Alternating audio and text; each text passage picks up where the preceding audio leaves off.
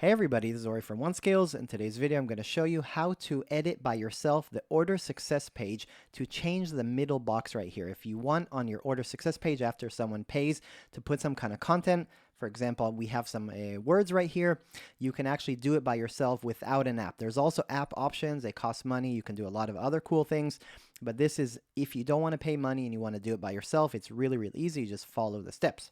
So how do you do this? First of all, you need to log into your backend right here. You need to log in. You need to go to your settings tab.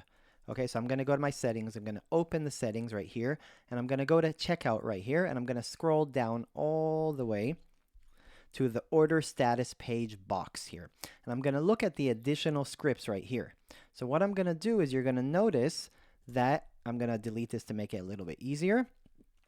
You're going to notice that there's a script right here. I have to actually copy paste this. I'll put this in the comments box, but script shopify.checkout.orderstatus.add content box. That's what we're doing. We're adding a box right here, a content box. Okay, and then I'm going to put via simple HTML whatever I want, some paragraphs, headers, things like that. So I'm going to actually put it back right here. And so I have quotes on each side. For every row, you need to have quotes. You're going to put your code, for example, H2 header 2, important step. It's kind of basically a bigger text right here, and then I have smaller text right here. You can put different things right there. I'm going to put it, make sure it's okay, and then I'm basically going to save it. Once I make some changes, I'm going to save it and I'm good to go. Now, because this is an order success page, you need to be able to test it by yourself.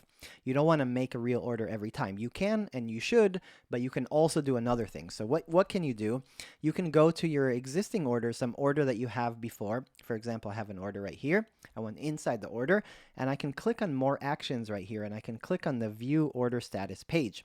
When I click on that, you'll be able to actually see the example order page of this, and you'll be able to see the content you made. If you made a mistake, you made a typo, there's going to be an error, or maybe the content doesn't align the way you want. So you have to check it. Make sure you check on mobile and desktop and all that kind of stuff. If it's good, you're good to go. So that's it.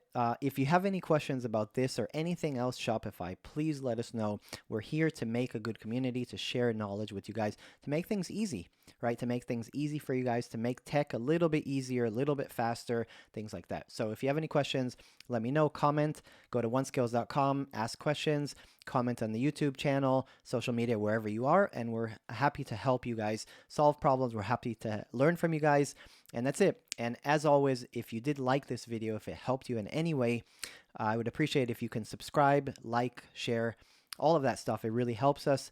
And say hello, ask your questions, tell us what you thought about this video, if we can improve anything. If you want any other topics, we're here. Please just ask us. We're here. Thank you very much.